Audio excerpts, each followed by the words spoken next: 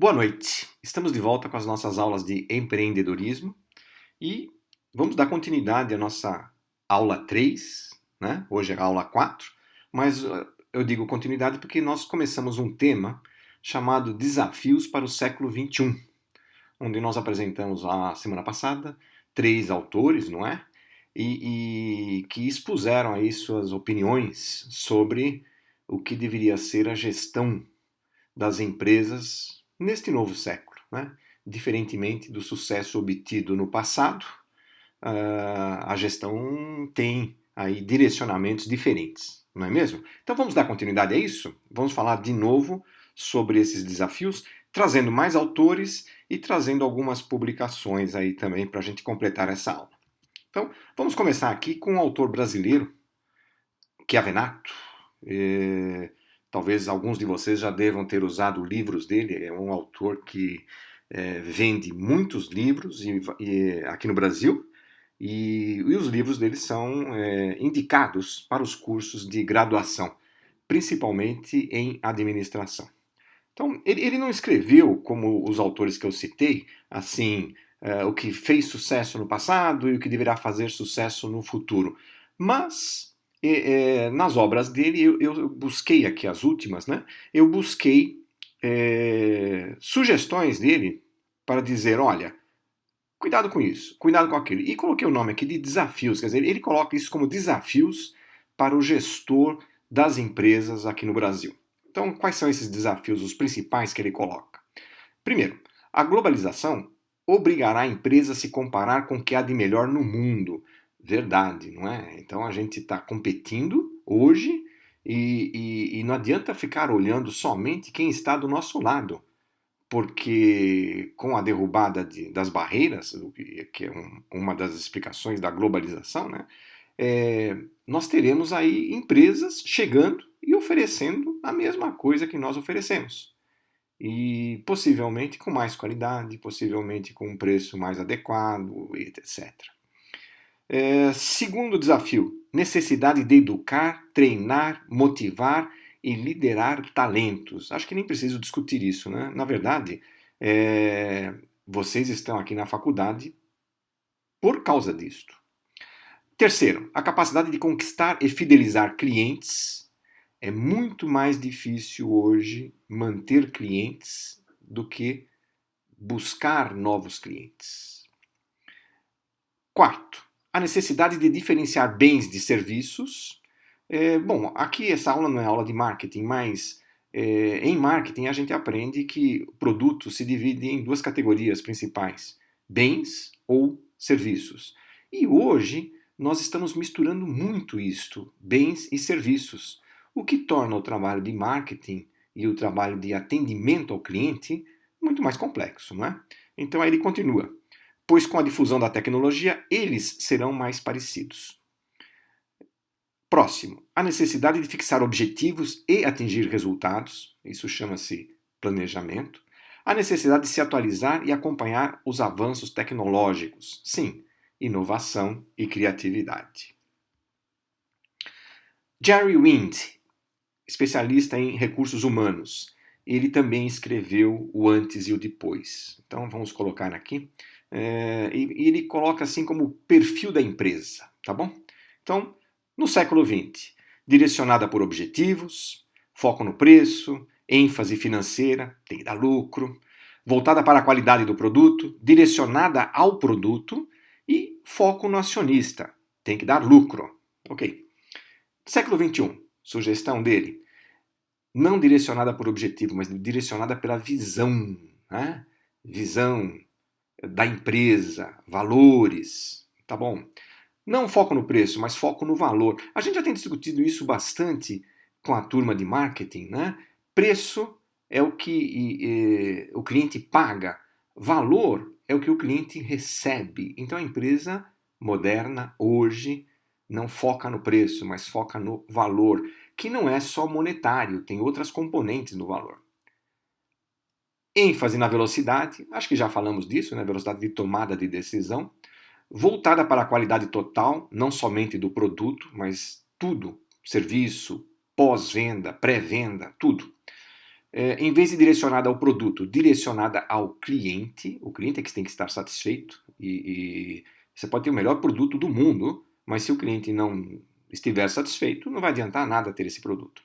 E por último, nesta página, foco nos acionistas, comunidade e parceiros. Opa, é a nossa visão sistêmica, né, que nós já discutimos lá na aula anterior. Tá bom. Que mais? Século XX, eficiente, estável, hierárquica, as máquinas são importantes, a produção, não é? Organizada por funções, já vimos isso também, rígida e comprometida, local, regional, nacional e integrada verticalmente. Bom, sugestão dele, uma empresa tem que ser inovadora e para ela ser inovadora, ela não pode ser estável. Ela tem que estar constantemente arriscando e mudando. Perfeito? Poucos níveis hierárquicos. As informações são mais importantes. Por quê? Porque nós estamos na era da informação. Na era onde os produtos são criados a partir da criação da mente das pessoas. Por isso. Em vez de organizada por funções, matricial, já vimos isso em outros autores, flexível e aberta, global e em rede independente. Também já vimos essas sugestões com os autores anteriores. Agora vamos mudar um pouquinho, e lá em Davos, sempre tem, a cada ano, a cada 2 anos, né, tem o Fórum Mundial de Economia, tivemos esse ano, no início do ano lá, e interessante que neste ano, uma das sugestões deles para os países pensarem, e as empresas que estão nos países também, eles não chamaram de visão sistêmica, mas eles chamaram de uma mudança no capitalismo, no foco do capitalismo, que não deveria focar exclusivamente o lucro, mas os stakeholders. Então, de novo, a visão sistêmica que nós discutimos aqui na segunda aula, hein? Vejam como nós estamos atualizados. Mas este fórum aqui foi de antes da virada do século, então foi em 1998, tá? Já tem alguns anos. O que eles discutiram lá e colocaram para as empresas e para os países? Vamos chamar de desafios. Então, guerra por talentos, atenção cada vez maior aos ativos intangíveis, verdade, e aí nós podemos discutir marca, nós podemos discutir capital intelectual, por exemplo, tá bem? Os diretores do futuro deverão controlar menos e saber mais. Isso significa dar mais poder aos funcionários, aos gestores. Recrutar e conservar os melhores talentos será prioridade estratégica. Verdade. E a estratégia de sustentação será manter relações de longo prazo com parceiros e funcionários. De novo aqui, já começando a discutir a visão sistêmica. Que mais? Turbulências vão dominar todos os mercados, só se aprenderá com os erros. Isso é um mantra ultimamente. Quando a gente discute inovação, a gente diz assim, bom, o que se espera da inovação? Né? Quando alguém fala de inovação, nós vamos falar sobre isso lá na frente em outra aula. Mas quando alguém fala sobre inovação, espera-se que algum funcionário, que alguém já traga uma ideia pronta, essa ideia você coloca em prática, vai dar certo e você vai ganhar muito dinheiro com isso. E o funcionário vai ficar satisfeito simplesmente por ter tido a ideia. Não é assim que a coisa funciona. Para você inovar, você precisa tentar muitas vezes antes. Não se muda, não se inova na primeira tentativa. Portanto, uma coisa que as empresas no passado não permitiam era erros. Não se pode errar. Errou, está demitido. E continua sendo assim. Você não pode errar. A empresa não pode errar. Mas vamos pensar um pouco diferente. Vamos pensar o seguinte: se para inovar eu preciso errar, que é para depois consertar e melhorar, como é que eu não posso permitir erro? Certo? Então, sim, o que nós não podemos permitir é o erro da estupidez, o erro da imbecilidade, o erro da tentativa estúpida. Isso sim. Mas o erro da tentativa para se mudar, da tentativa para se buscar algo melhor, esse erro nós devemos permitir, sim, né? E ele é criativo, o conserto desse erro pode levar à inovação, tentativa, lógico. Tem até aquela história é, da lâmpada, né, do Thomas Edison, que é uma piada, mas enfim, tem muito de verdade nisso, que ele comentando com alguém que ele tinha tentado, sei lá, 900 vezes até acertar a lâmpada, o processo, alguém falou para ele, puxa, então você errou 900 vezes antes de acertar? No que ele respondeu, não, eu aprendi 900 maneiras de não fazer. Enfim, é uma piada, lógico, é uma brincadeira, mas sim, para se inovar, antes a gente erra bastante. Mas tem que ser um erro com objetivo, um erro na tentativa de fazer algo melhor, tá bom? Então, quando se discute aqui só se aprenderá com os erros, é uma dica para os gestores das empresas falar, olha, sejam menos rígidos com as pessoas criativas, com as pessoas inovadoras, porque não se acerta de primeira. É isto. A forma de organização será totalmente diferente. Bom, hoje, por exemplo, com essa crise do coronavírus, a gente está vendo o trabalho à distância, né? O home office. E nisso a gente começa a pensar a empresa de maneira diferente, né? A começar assim, todos os funcionários precisam se locomover da sua casa até a empresa e trabalhar na empresa? Não necessariamente, né? Outra coisa, preciso estar no mesmo país? Preciso estar na mesma cidade, na mesma região? Também não, não é? E, e não é só isso, quer dizer, vamos pensar, por exemplo, uma igreja é uma organização? Sim. Né? Precisa ser gerida? Sim. Né? Um museu é uma organização? Sim. Precisa ser gerido? Sim. E por aí vai. Então, nós precisamos, nas escolas se discutiu muito, sempre, né, a questão de gerir uma empresa de produção, transformação de matéria-prima em bens. Né? Se discutiu muito disso. E hoje nós estamos na era da economia criativa, que não se produz. O que produz a economia criativa? Eventos, por exemplo. E fazer marketing disso, fazer a produção de eventos é completamente diferente da produção de cadeira, de mesa. E a gestão dessa empresa é diferente também. Né? Então, sim, temos organizações totalmente diferentes das que nós estudamos no passado. Que mais? Será mais importante saber a pergunta certa do que a resposta certa? Isso é uma informação de Peter Drucker, né? Ele que falava isto. Os clientes não aceitarão produtos quebra-cabeça? Sim, é comprar e usar. A palavra-chave será sabedoria. Eu até mudaria um pouco aqui para a palavra-chave será conhecimento. Mas como eu não quero alterar o que eles discutiram foi isso. A palavra-chave será sabedoria. Aqui vamos ver também, diferente, não é um autor, mas a revista Business Week, ela fez um artigo dizendo quais seriam as tendências, né? Isso na virada do milênio, tá bom? Então vamos colocar aqui o resumo deste artigo que eles colocaram. Primeiro, a revolução da informação continuará acelerando a produtividade em toda a economia. Bom, isso foi escrito há mais de 20 anos, não é? Talvez 21 anos. E dá para a gente ver se isso aconteceu ou não. Aconteceu, está acontecendo. O surgimento de novas tecnologias criará setores inteiramente novos nos próximos 10 anos. Sim, nanotecnologia, por exemplo, né? Biotecnologia, tá aí. O crescimento da globalização irá criar mercados muito maiores e concorrência externa mais acirrada, resultando em necessidade de maior inovação e redução de preços. Aqui também pegamos aqui três grandes consultorias americanas, a Price, KPMG e a McKinsey. Tinha mais uma, viu? Tinha Arthur Andersen, eram 4, The Big Four. Só que a Arthur Andersen quebrou. E sabe por que a Arthur Andersen quebrou? Porque ela publicou e aprovou informações de uma empresa chamada Enron para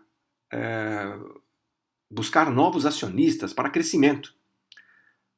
E depois de feito isso, alguém descobriu que as informações eram fraudadas. Ou seja, como que uma empresa de auditoria e consultoria aprova um relatório com informações erradas? Conclusão, a Enron quebrou, a Arthur Andersen quebrou, e no final do milênio nós tínhamos só as três grandes aí, Price, KPMG e McKinsey. Bom, elas se reuniram, ou, enfim, três consultores ou vários consultores delas se reuniram e fizeram um resumão do quais os atributos que as empresas deveriam ter aí no próximo século. Tá bom, então aí. Primeiro, claro direcionamento estratégico. Estava na moda se falar de planejamento estratégico e aqui já se começava a discutir uma coisa nova chamada pensamento estratégico, né? Que é diferente de planejamento estratégico. Planejamento estratégico é você planejar, usar modelos, e o pensamento estratégico é como conduzir isto. Tá bom. Segundo, rede de parcerias. Ninguém vai crescer sozinho. Tem que ter parcerias. E aí a gente já vê aí alguma coisinha da visão sistêmica de novo aqui. Interconectividade, né? E aí TI. Gerenciamento do conhecimento. TI de novo, só que aplicado. Trabalho virtual. Gerenciamento de competências.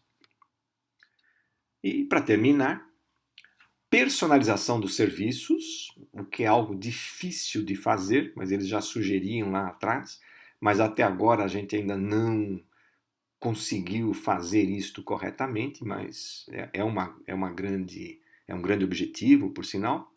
Internet como estratégia, toda empresa tem que utilizar e estar na internet.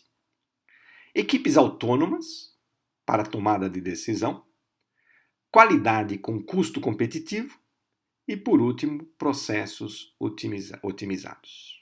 Bom, fizemos aí uma viagem boa, né, nessas duas aulas sobre sugestões de como gerir uma empresa, como administrar, ou decisões a serem tomadas.